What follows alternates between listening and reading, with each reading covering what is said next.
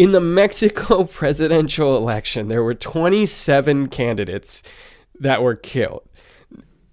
We can be honest that like to an American, even in this political climate, 27 candidates, that's wild, right?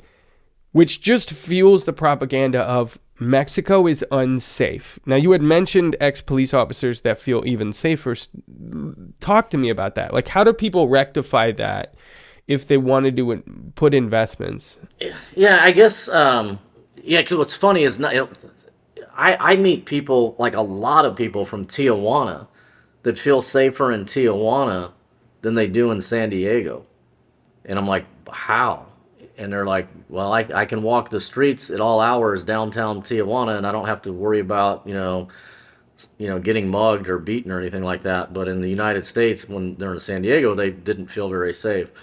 Um, so you have that. I mean, I wouldn't be a politician in Mexico to for anybody. So there's certain hazards with certain positions. It's no secret, I don't think, that you have a lot of corruption in the government in Mexico, and so when you get into a government position, you can make a shit ton of money that's not reported.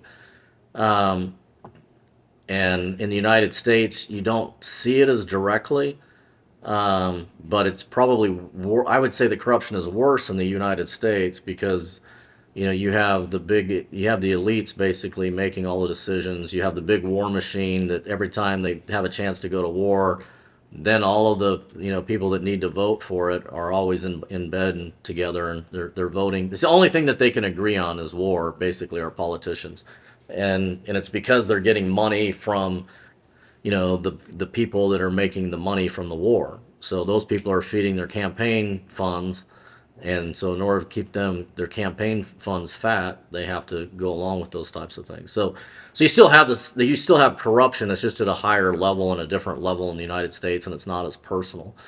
But if you were to look at how many people the United States government kills every year, and you try to contrast that with how many people the cartel kills in Mexico, there's no comparison. I mean, the United States is killing probably 1,000 people to every one person the cartel kills. We're just doing it in Ukraine or Syria or Libya, years ago, or Ethiopia. I mean, we're doing it in other areas, so the American people don't see it, but it's still happening. If America did put the military on the southern border, look, the border is a problem. You can't have a country without borders. But if they did do that, what are your thoughts on that?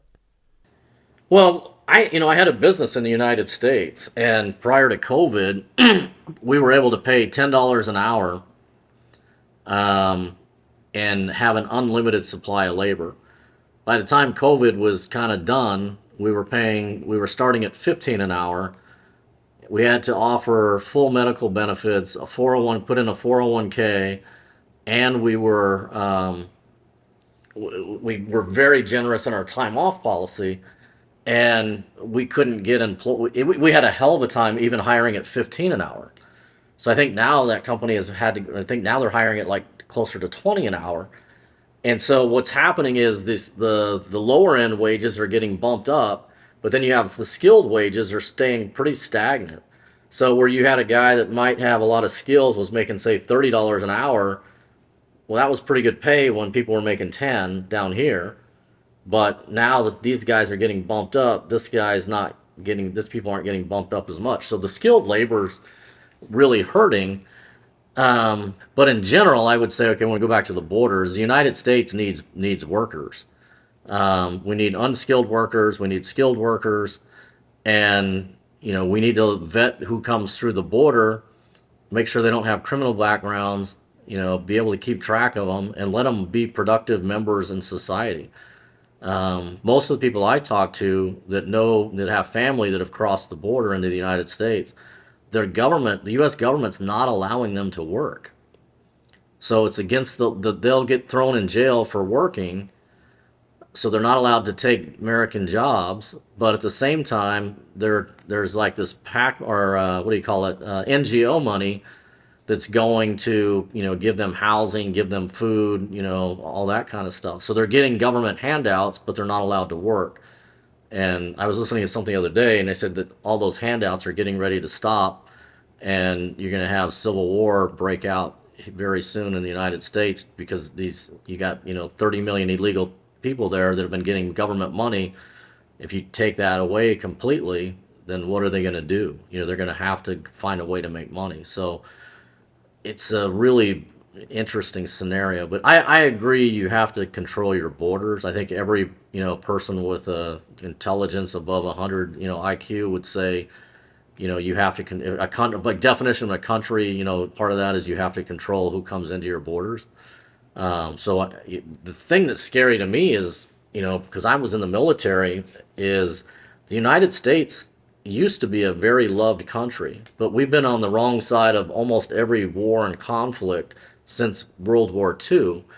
We've amassed enemies from all over the world. There's a lot of people that really hate the United States, like badly hate the United States.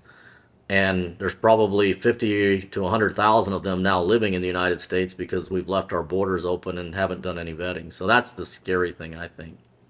What's going on, guys? If you like that clip right there, you will love the full interview. You can check that out right there. I'll see you on the next video.